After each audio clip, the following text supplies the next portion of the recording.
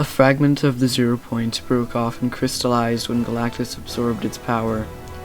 The hunt for the Zero Shard has begun. Our new story, which takes place at some point last season, begins with Spider-Man, the Imagined, and Jones trying to convince Wolverine to help them track down the Zero Shard in a place known as the Princess Bar.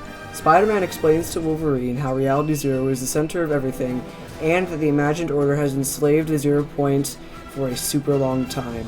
He then proceeds to explain how dire the situation truly was. The IO was planning to wipe the loop clean. All members of the Seven, except for the Paradigm of course, are seen charging an IO outpost that would lead the Resistance into the bridge where they could retake the Zero Point from the hands of Sloan. However, before they reach the interior, Sloan explodes the outpost, blocking off their access to the Zero Point. A snapshot of Fishstick that the Seven rescued was killed by shrapnel from the explosion, to the dismay of 8-Ball, who thanks to Sacred Triangle before the Foundation informs him that the real Fishstick had already been killed. Following 8-Ball's heartbreak, the group reconvenes, where the Visitor suggests that they recommission the Paradigm's mech that killed the Devourer to aid them in their war effort.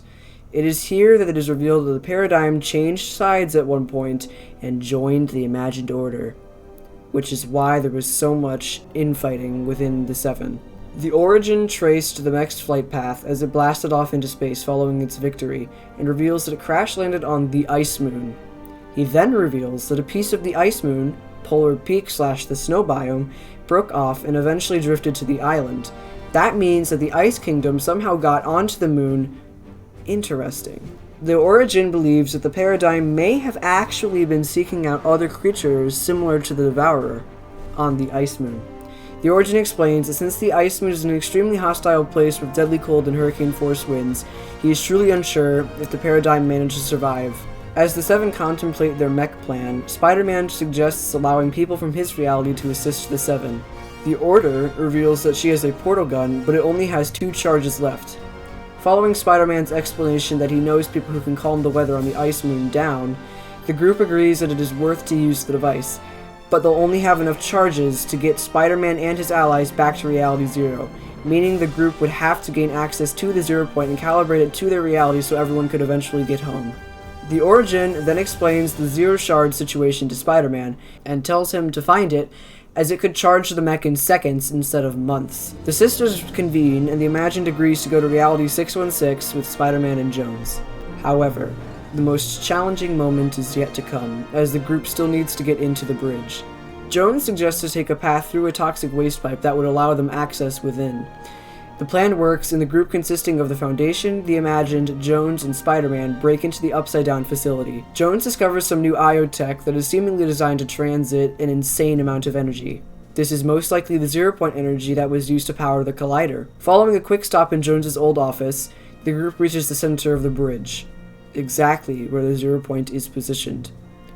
As Jones prepares to calibrate the Zero Point, an unwelcome visitor shoots the Foundation. Sloan and Gunner arrive and begin a fight with the group. Jones looks at Gunner and mistakenly believes he is Geno for some reason. Sloan says some rude stuff to him, like Geno would not waste his time on the likes of Jones, and Jones retorts by explaining that he did his job correctly for centuries.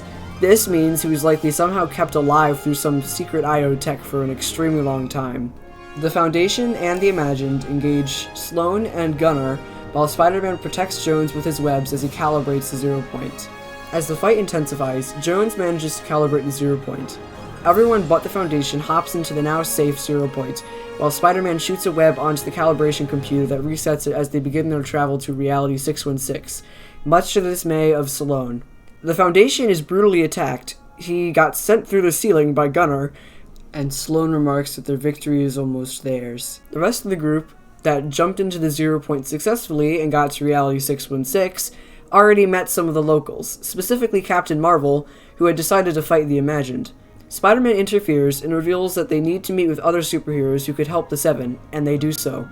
There, in a corpse of an old Sentinel, Iron Man explains how some heroes should stay behind, while others go, specifically the ones who have already been in Reality Zero.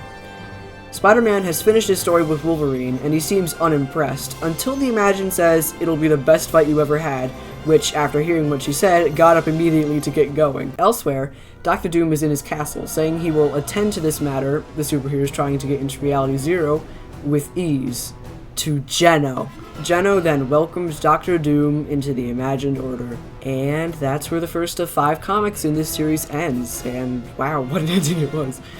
The key takeaways from this comic are, the reason there was so much infighting within the Seven over the Paradigm is because at one point she joined the Imagined Order. The Ice Kingdom broke off from the Ice Moon, meaning the Ice King may actually be native to the hostile satellite. Jones worked for the IO for centuries, Doctor Doom and Geno are working together, and of course, as we all now know, a fragment of the Zero Point crystallized during its passage back to Reality 616 after the events of the Devourer of Worlds event, and is lingering somewhere within there. I hope this summary of the comic helped you understand the story better, and be on the lookout for issue 2 of Zero War on July 13th.